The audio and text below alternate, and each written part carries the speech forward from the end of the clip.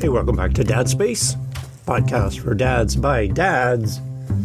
So glad you're here. Well, if you don't know, hi, my name is Dave, by the way. If you don't know, I host like 8 other different podcasts, including Living the Next Chapter, which is an author podcast. And I have these great conversations over there with authors. And I haven't really done this before, but I want to bring a conversation from there over here to Dad Space, because what we talked about there, I think a lot of dads could really benefit from. And it's a great resource, a book called Bretisms. And Bret Davis is the author of the book. And what I find is we talked a lot about anxiety. We talked a lot about feeling inadequate. And I think a lot of dads also wrestle with this. So what I'm going to do is chop up the interview. And if you want to hear the whole interview as is, as recorded, you can always go over to Living the Next Chapter. And I'll have a link in the show notes where you can go listen to the episode specifically if you want to hear the whole thing. But I'm going to chop it up and I'm going to do a little bit of commentary about what we talked about and set up the questions a little differently for you here on Dad Space, and more of a condensed version of our conversation with Bret, but more for you as a dad. So we're going to jump into this. Again, the book is called Bretisms, and Bret wrote this book around a bunch of sayings and things he just collected over the years from a variety of sources: friends, family, his parents, his grandparents, all these things that just kind of stick with him. And he shares many of them with us. There's like 30, I believe, in the book. And it's kind of meant to be like a daily read that you read over and over and over again. Not just one time, put the book away and never touch it again. It's meant to be like your morning coffee, a time with you and the book to kind of reset yourself, depending on what's up for you for the day, or at the end of the day to reflect, whatever you want to do. But 30-ish chapters, and they're all like based around a Bretism, a saying, a thought, a mindset, something like that. And Bret was very kind and sent me a copy of the book, which was very nice. Bret, thank you. And it's a really good read. So I'm encouraging you to go grab a copy. Again, a link in the show notes for that as well, if you want to go grab a copy of the book. Be a great gift for a fellow dad, another man in your life, a guy that you know could use this. Maybe they'll love to hear this episode as well. So again, what I'm going to do is chop up the interview into more little bite-sized chunks, and we're going to talk about Bret and his book. So here's Bret. Bret, can you explain to us the origin story of how Bretisms came to be? Yeah, so Bretisms came from sayings and philosophies that I've adopted and borrowed and modified. And when my wife and I were a young couple and we were blessed with 2 beautiful boys, I started kind of saying these different sayings to them, teaching them and helping them deal with their growth in life. And my wife and son started writing down some of their favorites, and they put them on a board and they labeled it Bretisms. And over the years, as I became a youth coach, whether that was in, football or lacrosse or baseball or basketball, I was started to be around other young individuals and using these Bretisms to help them along their journey. And then as I grew in my career and became a leader, a manager, a president, and CEO or executive on different levels, I leaned on these philosophies to help the people around me deal with stressful situations and build their confidence. And I started writing the book really when my kids were kind of young, but more just kind of notes around what it meant for them. And so there was something that I could, give to them and they could always have. And my father, he was really the writer in the family. And when he passed away and we were going through his stuff, we came upon a bunch of just kind of half books, if you will, and half things. And he never really finished one or published it. And Dave, that was the motivation that I needed. And he passed away right before COVID, which I kind of felt was a sign, if you will, right? I ended up with, as we all did, more free time than we wanted. And I said, I'm gonna take this free time, and instead of sitting around frustrated, I'm gonna really start pouring into to finishing this book and researching the why, and sharing my why behind these different sayings and these different parts of all of our journey in life, and what they mean to me. And I'm gonna put it out there, and if it helps, 8, 10 people, great. And that really was my intention, just to get it off my chest, and put it out there, and see who it could help. Now, when it hit number one on the bestseller list on Amazon, I was, to say the least, floored, and humbled beyond words. But I think because my intention, and the book was written not really as an ego boost, just kind of bearing my soul and what was important to me and all my secrets, really kind of rang true with a lot of folks out there. I asked Bret how much of the book was written for him and how much of the book was written for someone else as a reader. And that's what he said. Ooh, what a powerful question. I would say the vast majority of the book was intentionally written for others, but as I was writing it, it was shocking to me how short I was falling in some of the philosophies that I hold true. So there was a little bit of a mirror held up to me, if you will, and I held it up myself. Where as I was writing it for others, I was like, I need to do better here. I need to do better there. I'm not as good in this Bretism as I need to be. So although intentionally I wrote it for others, it certainly was self-enlightening for sure. I asked Bret if he felt like, as an author, he had attained everything in the book, like he had mastered it all. And he's coming to us from a place of complete understanding and knowledge, and he's crossed everything off his list, and he's an expert on everything now. Or is he learning still? Is he still applying? Is he still growing? And if there's something from the Bretisms book that he's personally still working through as a dad, as a man, as a husband. And this was his response. Yeah, so one of the Bretisms is hold yourself at least to the same level of accountability to which you hold others. I get into the book about, we hold ourselves accountable to our intentions. We hold others accountable to their actions. Okay. You know, Dave's sick. Boy, I, I meant to bring him some dinner, or he had surgery, or he lost a loved one. I meant to stop by and check on him. I didn't. I got busy. I got this. I've got the kids. I've got work. I've got whatever excuse that we need to forgive ourselves, right? And I sit back and I go, I never did make it over to Dave's house, but I meant to. So, I'm a pretty good guy. By the same token, when I need Dave in my life, or I need Dave to come check on me and he doesn't, right? I'm holding you accountable to your lack of action, and I'm upset with you. I'm angry with you. I'm frustrated with you, whatever it is. And you're sitting there going, well, I meant to go see Bret, right? And, that's something that, when I was writing the book, I thought to myself, I need to do better at that. I need to remind myself more often that, it's my actions, and I need to make the time to do the things and be present and make others feel special.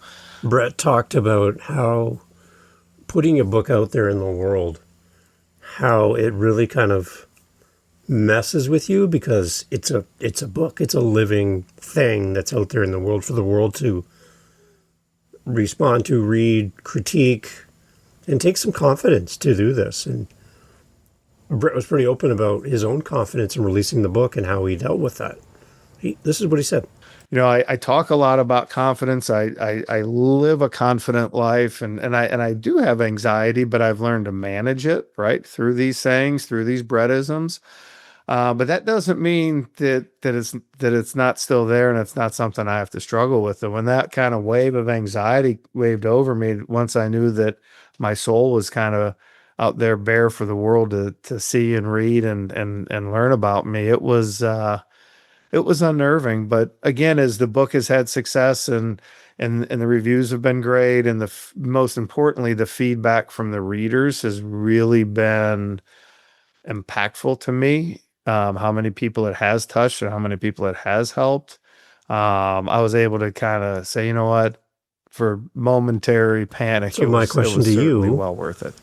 is, what are you facing right now that's kind of giving you some anxiety? That's maybe fighting your confidence, maybe holding you back? Is it writing a book? Is it creating a podcast? Is it having a conversation with somebody that you need to talk to? Is it your job? Is it your family? Your relationship with your partner?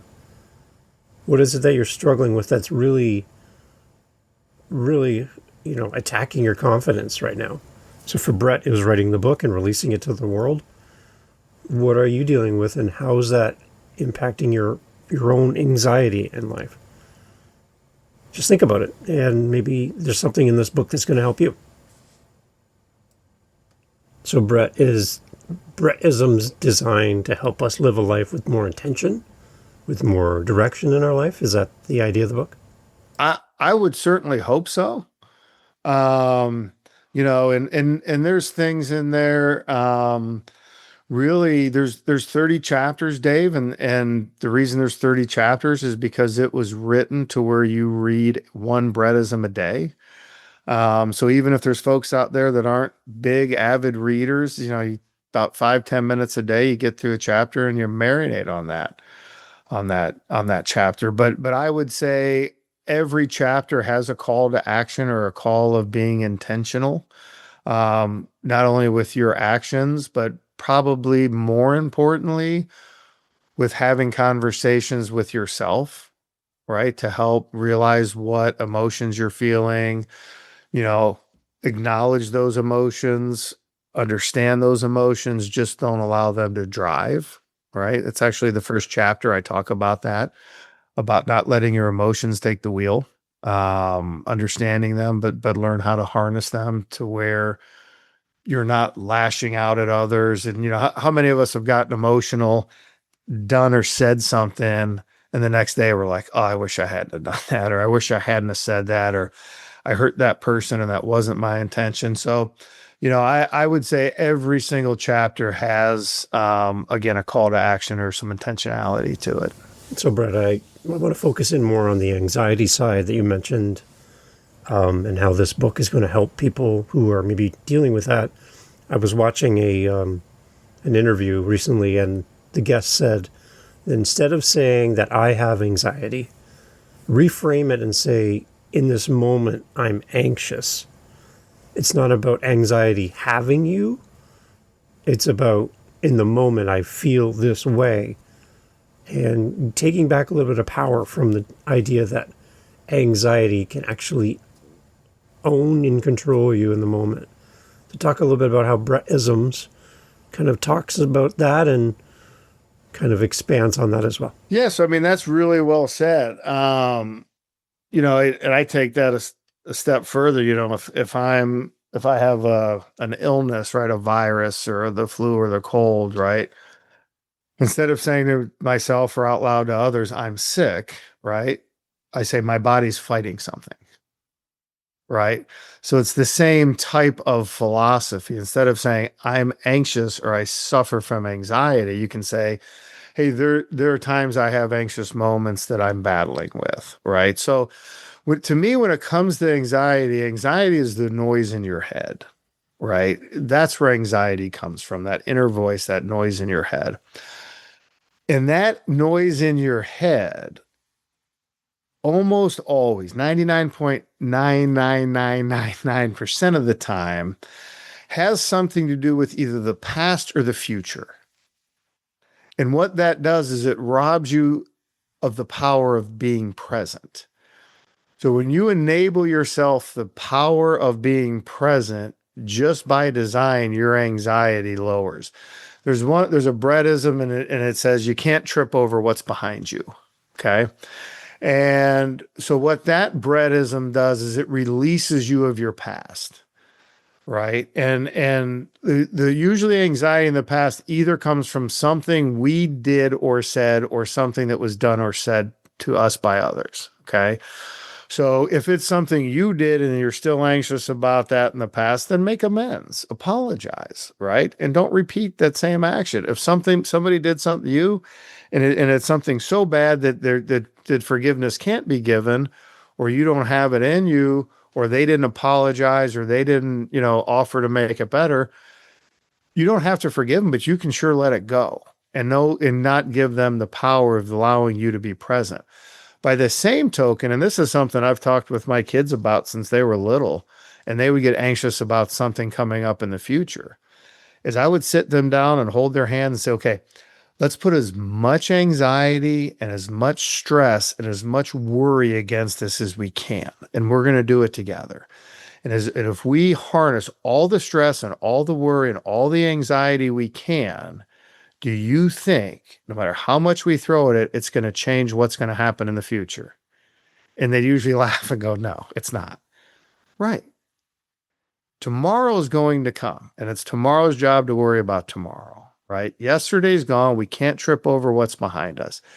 When we stay in the present and you're just dealing with the things you can control in this moment, you'll feel your anxiety really, really let go. When I've had conversations with people, Bret, and they're dealing with anxiety, being anxious in the moment, for some people, it seems to make them withdraw from other people.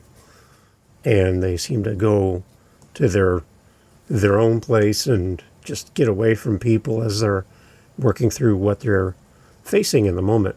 How would Bretisms, your book, help people who are retreating from others due to anxiety and depression? And how would your book be a resource to somebody in the moment looking for some solitude there? For sure. And I think, when you talk about people that suffer from high levels of debilitating anxiety, I mean, certainly I do talk in the book a lot about, how, when we work on our physical self, how rewarding that is and how rewarding it is from outside people, right? We brag about having personal trainers, or we brag about this golf coach, or we brag about whatever.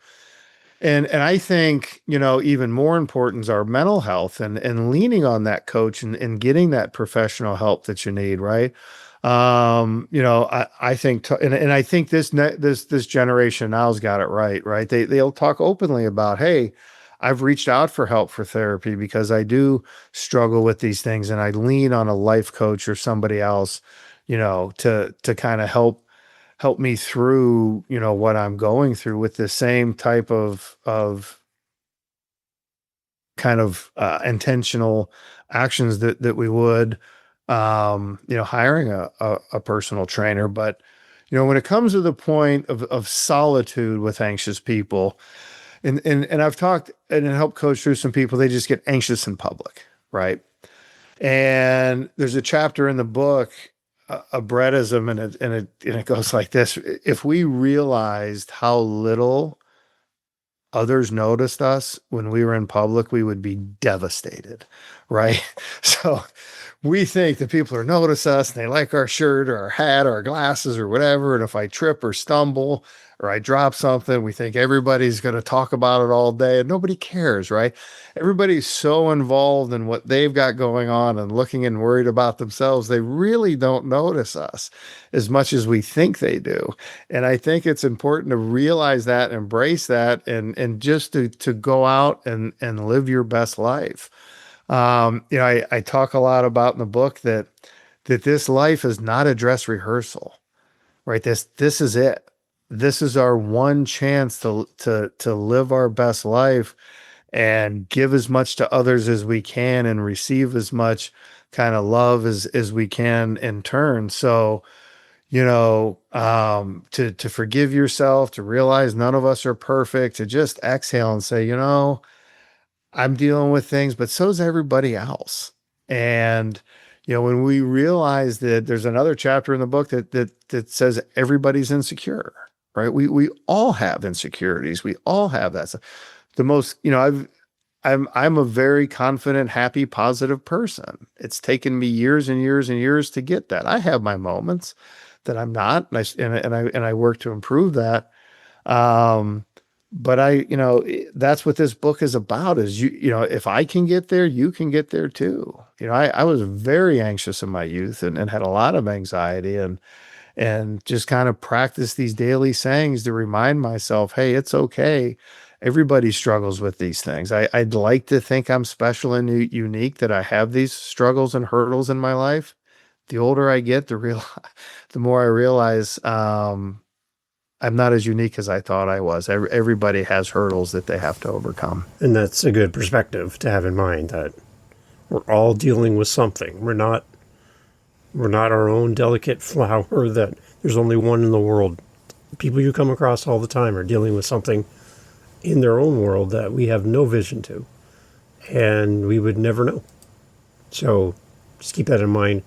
I did ask Bret about how sometimes confidence can be seen as arrogance, where it's to the extreme, I guess, your confidence just comes off as, you're better than others, and kind of how he defines that confidence piece in relation to the book and how he lives his life. And this is what he said. Being always willing to make somebody else's day more special or their life more special. So I'm confident enough and I have confidence to compliment other people. And there's a chapter in the book, a Bretism called Take Blame, Shed Credit.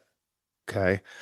So what confidence means to me is, whether it's in a family matter or a business matter, oftentimes things don't move forward, Dave, because people are so wanting to put blame on somebody first, right? Who do we blame? Who do we get our pound of flesh from? I'm always and always have been the first person to say, you know what, guys, this one's on me. It's my fault. I'll own it. I'm on it. Everybody good blaming me. I'll take the blame. Okay. Now let's move forward towards solution. By the same token, when you have inner confidence versus arrogance, right? Arrogance is, nope, it was Dave's fault.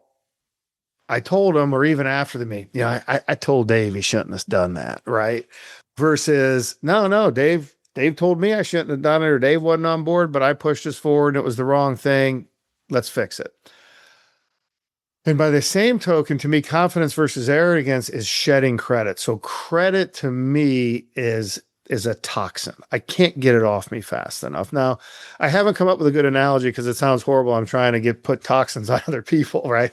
But I just have an allergy to it, right? So when I'm part of a group or part of a team, I can't put the spotlight on them fast enough. Or if I see somebody do something special, even a stranger, I can't just pull them aside or acknowledge them. And sometimes it's just as little as, in our daily journeys, we see people that just, you can tell they maybe just don't seem to be in the happiest of places. So sometimes I'll just kind of saunter up next to them and say, hey, by the way, love your glasses. They look really good on your, if I'm in an elevator at a hotel and I'm heading down to a business dinner and I see somebody else get on the elevator, I'll say, man, you're rocking that sport coat. That is a sharp coat, right? You can just kind of see them puff their chest out. And what I try to do in my life is give away that confidence, right? And give away that feel good to others. But I do address this in the book. There's a chapter that says, of course I love myself. If I didn't, I would change.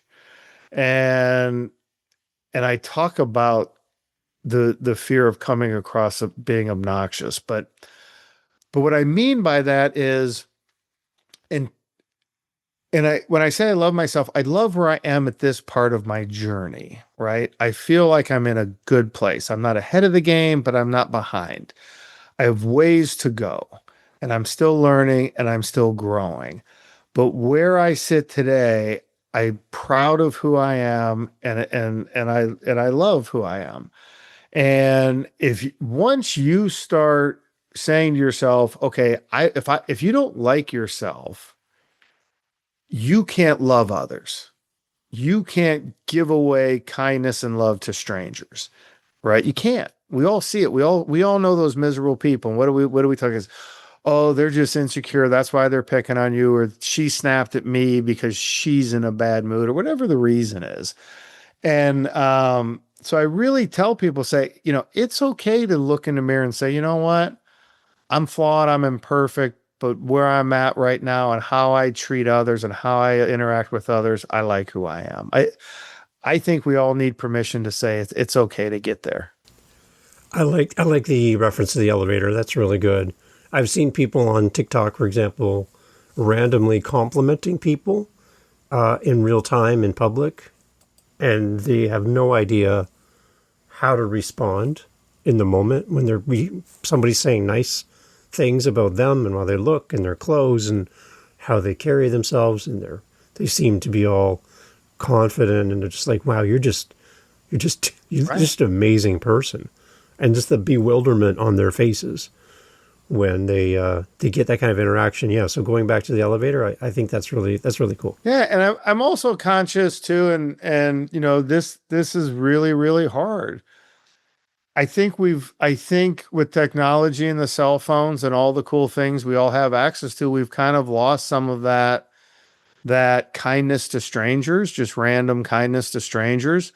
So again, back to, what's intentional, um, unless I'm in my office, or I mean, it is rare that I'm on my phone unless it's, something pressing, if I'm in somebody else's company, even strangers, you know, um, I'm kind of looking, and each morning when I start my day and I spend my hour and a half to 2 hours, I never check email. I never pick up my phone.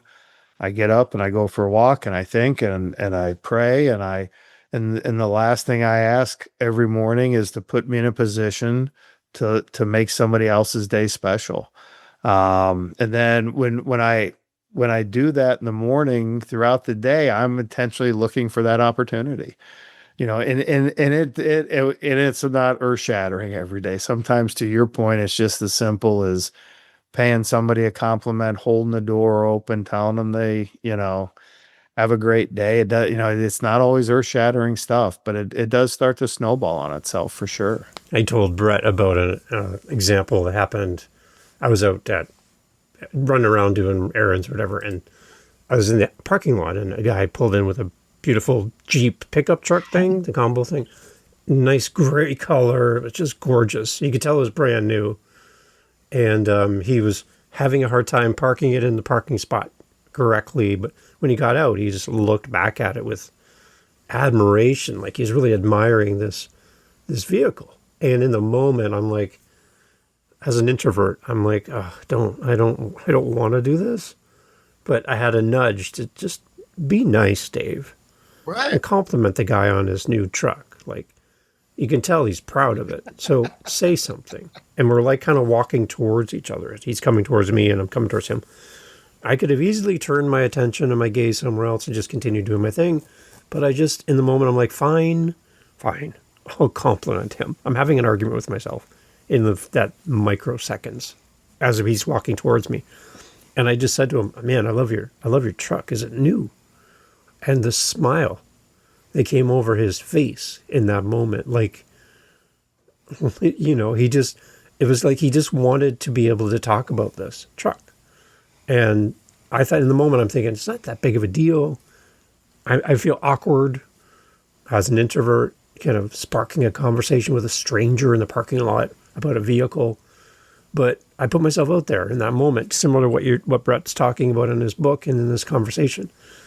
And it was a really interesting interaction with him. And you could tell it really made his day. And I think that's something that all of us can do, is be a little more aware of who we are in the moment and take advantage of these opportunities in front of us. And don't be so caught up in your phone and your thoughts and your busy calendar and miss these opportunities when people are placed in front of you and you have this opportunity to make somebody's day better. And even if you're an introvert like me, you gotta work this muscle. And I felt like I made a connection with him. I don't think I'll ever see this man again. But in that moment, I think he he felt seen.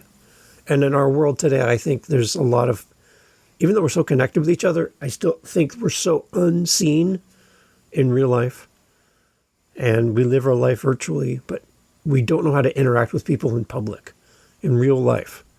So maybe that's your challenge this week through Bret's book and this conversation is make it a point this week, even if you could do it every day this week for 7 days in a row, of focusing on making somebody's life better by your interactions with them. Maybe this place would be a better world. I think it's something that it's within all of our grasps. And this is how Bret responded to that story.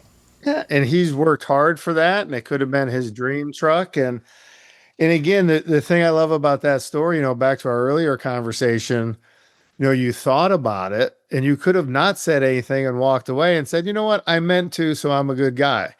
But you took it a step further and you said it out loud. And I guarantee he went home and he said, oh man, even in the parking lot, people are noticing my truck, right? He that carried on throughout his day. It took you 10 seconds. It probably, filled him up with joy for 10 hours. So what I love about your book, Bret, is that we can take what we read and put them into practice today. Like we don't have to, it's not something down the road. One day I'm going to use this information. I can use it in my life right now. And that's the beautiful thing about your book. Thanks. And that was the reason why I stopped at 30 Bretisms, right? Because I wanted one a month so you could almost practice that one that day, right? And keep reminding of yourself that one. One that I get a lot of feedback on, it's had a lot of impact on others is, people will treat you how you allow them to. Right. And so people will say, I read that in the morning and it was so funny, and especially with people that tend to be a little bit more higher anxiety, a little bit shyer sometimes, or even, introverted, they may not be treated as well as somebody that's a little bit more of an extrovert or, because, well, this guy's not going to say anything or this lady's not going to say anything. I can, you can see. And then when you start saying, hey, listen, I'm not gonna allow myself to be treated that way, then your kind of inner confidence, builds. By the same token, there's another Bretism in there that, that which we tolerate, we allow to repeat, right? Kind of a very similar theme, right? What you tolerate in your life, others are going to repeat it. When you stop tolerating it, they don't. And then you start circling yourself with people that treat you better and do better things, and your confidence builds. And then to your point, maybe a little bit of that introvert lightens up a little bit and you're not afraid to speak up and say, hey, there's times I've spoken up in public many, many times to people and say, hey, I've gone to strangers. Hey, you're not going to talk to that person this way. Whether it's a manager, customer type situation. Hey, everybody's trying to do their best here. Everybody's take a breath, relax. It's all good. I asked Bret if he's continuing to write Bretisms, even though the book is complete. Does he continue the practice of writing Bretisms? And, what didn't make the cut in the book? And this just feels like something he's doing all the time. Just thinking about these Bretisms. What's his process moving forward? Yeah, there's one that's not in the book. And it's one that just came to me one day, and I probably use it 2 or 3 times a day. And there's one with a podcast, right? And I had done this podcast, and at the very end, the host said, "I never hit record. I feel awful, right?" And none of this was recorded, and I laughed. Yeah. And they were mortified, and I looked at the hosts and I said, if this is the worst thing that happens to me today, it's still going to be a good day. And he goes, God, I love that. And I said, that's how I treat everything. If I'm on a delayed flight or if the waitress or server brings me the wrong meal, right? And they're like, oh my gosh, I'm so sorry. And I'm like, and I say it out loud, I don't say it to myself because I want them to hear it.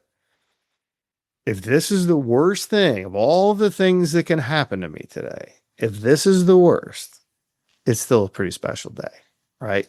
So when you start looking at these little annoyances in your day, in your life, my flight's delayed. How blessed am I that I get to get on an airplane and be in a different state in a couple of hours, right? Or my computer crashed. Okay, how blessed am I that I live in a time where I have the all the knowledge and the whole history of the world at my fingertips, right? If my life ever gets so good where a day can be ruined with something so petty, then I've turned into the arrogant jerk we talked about before, right? So I think that's something really good, and I would encourage your listeners, if you have something happen to you today or tomorrow or next week or next month, just stop and first say to yourself, if this is the worst today, if this is the worst thing that happens to me today, it's still a pretty good day, then say it out loud to the person that unintentionally made the mistake or is trying to help you solve through a delayed flight, the wrong meal they handed you, whatever the issue is, right? Um, and say it out loud to them, because what it does is it relieves the anxiety off of them as well, that they're not going to have an upset customer, an upset client, or whatever it is they're dealing with. It really is freeing, not only for you but for those you interact with. I told Bret that his book feels like a great big reset button that we can hit, whether we're doing this on our own in private or in conversation with our loved ones, but just this big, whack, hit this reset button and refocus our attention. Yes, but every day. So again, I literally wrote the book and I lean on the book every day. And I lean on these sayings and these philosophies every day, because it's not, there's an old saying in coaching or teaching, right? You got to say it 101 times for it to stick, right? And this is the same thing. This isn't something where you're going to read a chapter and say, I got it, right? You're going to have to read it. And I've gotten notes from readers that say, once I got through the first 30, now when I'm having my morning coffee, depending on my mood, my emotions, my challenges of the day, I know which Bretism I need to lean on at that time. And I know which one and which situation is going to help me get through it. Whether it's, again, people will treat you how you allow them to to treat you, or maybe you can't trip over what's behind you or holding yourself accountable. Whatever Bretism it is for the moment is the one. Again, I wrote the book and I'm still a work in progress. I love that he brings it back to what we talked about at the beginning, that he's not at this mountaintop looking down at us like he's achieved everything in the world. He's still living it. And I think that's permission for you and I to not feel like we have to have it all together all the time. And that a resource like Bretisms, this book, for example, just a tool in our tool chest of the things and how to navigate life. Yeah. And, for the sports fans out there, I mean, Wayne Gretzky still had a coach. Tom Brady, he still practiced. Tom Brady still practiced. Michael Jordan still practiced. I mean, pick your athlete or sport of choice, right? They're still grinding and practicing, and leaning and learning from others. I mean, every day, I take in and learn more than I ever give out and teach others. And that's just going to be all of our lives. You just have to be receptive to it. And I hope your listeners give the book a shot, and I hope they take it with that. This is a book that's going to be with me always along my journey. This is not a book you're going to read and wake up and have it all figured out. This is a book that hopefully you realize, it's an imperfect book written by an imperfect author, and it's just going to help me on my journey of my imperfection to get a little further along with a little bit more self-confidence and a little bit less anxiety. And this is a book that's meant to be read more than once. Mm-hmm. It is something that is designed for you to read over and over again. And you can read the same chapter more than once, and it's going to mean something different for you in the moment, because you're at a different place than you were the first time you read chapter 4. Now that you reread it again months or years later, you're in a different mindset. Life is different. So the words hit differently, even though you've already read them before. And that repetition and that implanting of what you're reading in this book is going to be something that fuels you into the future. So this is not a one-time read. Very well said. And by the same token, the Bretisms are pretty self-explanatory. So I would probably bet 50% of the people that have read this book did not start on chapter one. In fact, I know of at least a dozen or more that I've either crossed paths with or have sent me a note and they say, I hope it's okay, but I started on chapter 18 because that's the one that spoke to me the first. And I'm like, good, do you? Do it your way. So if you want more information about Bret and where to get the book and more about him and all those things, he does have a special offer. Listen to the very end here, because if you have a charity, if you have something where you're looking for a resource like this, he's got a very generous offer. We'll get to that in a second, but here's where to connect with Bret and more about him.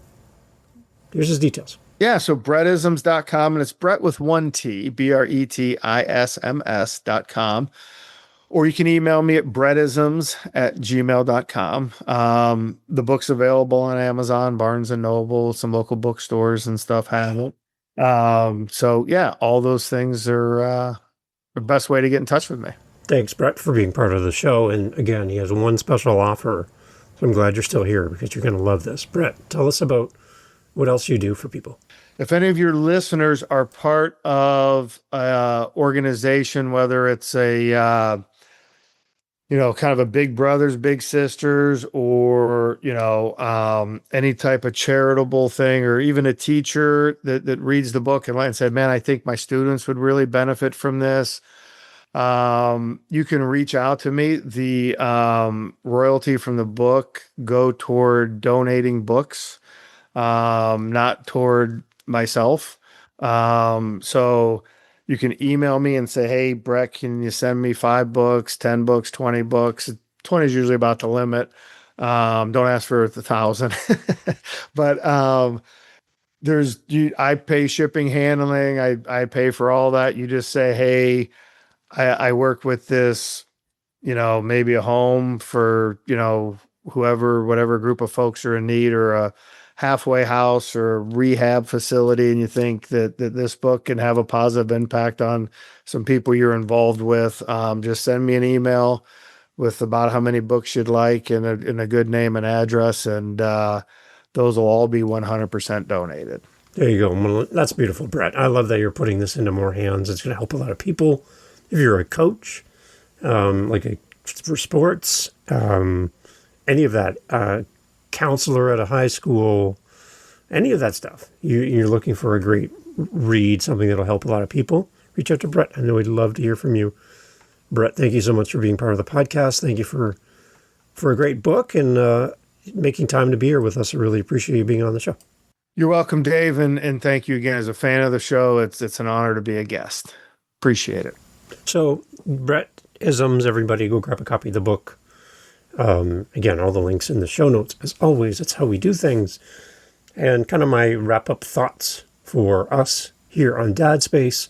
Again, a reminder, the full interview with Bret is over on livingthenextchapter.com. It's one of my other shows that I host. 600 episodes around authorship, and we've had amazing authors on that podcast.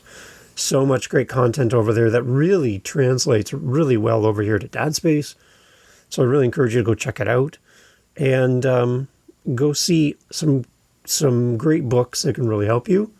Some books that you can share with your family, with your partner. Some books that'll make you stronger in your relationships as well. A lot of great stories, a lot of great people over there. I'd love for you to check it out at livingthenextchapter.com. Shameless plug right there. Inserted and done. My thought, again, I just love how open Bret is to share his journey, and the fact that he's just vulnerable to write a book and not know if it would be a hit with people or not. But he knew he had to do it, and he did it. So my challenge for you this week, whatever that is for you, writing a book, creating something, again, having a conversation with somebody, going after something you've always wanted, building yourself up, fighting through your anxiety, confidence, whatever that is, that you use resources like Bretisms, the book we've been talking about, or whatever that is for you, but you address it this week. You don't let it slide. And you really focus in on how you can make your life better, not just for your family, but for you. We need you to be strong. We need you to be healthy and mentally fit in the sense that you're on a good path. And when was the last time you felt like you were on the right path and you felt good? Let's go back there to that day and that moment. And if you've been struggling, please go seek professional help. There's always people in your community who can help you.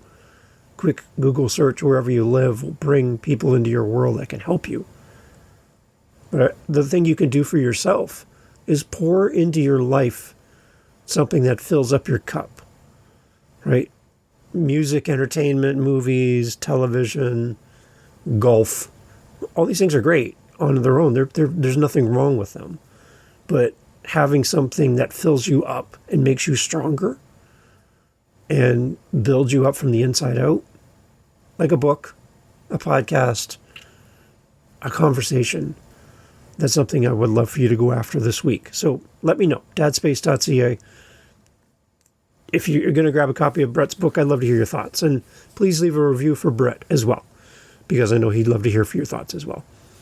Thanks for being here. More great episodes coming up. We're getting sneakily close to 200 episodes here on Dad Space, which I'm thrilled about, by the way. And to have time with you over almost 200 episodes. What a joy. So continue with us. Stay with us on the podcast. Please share it with somebody. You know another dad. There's a guy at work. There's somebody in your neighborhood. There's a relative that's a dad. If they haven't heard about Dad Space, come on. You got to tell them about the podcast. We're doing this for dads, and we're creating a space for dads in every episode, and I'd love for you to share this show. So send this to somebody, or grab their phone out of their hands and subscribe them to Dad Space right there in the moment. Just take their phone and say, gotta listen to this podcast. There's so many great guests on this show. And let's build up the dad community one listen at a time. Thanks for being here. Thanks for being part of the show. And go grab Bretisms. It's a great book. I love it. And read it often. Okay? Make it a habit. Thanks for being here. Thanks for being part of Dad Space. Take care. So thanks for being here. Thank you for listening to Dad Space. I really, really appreciate you being here. If it's your first time or you're coming back and back and back, it's great.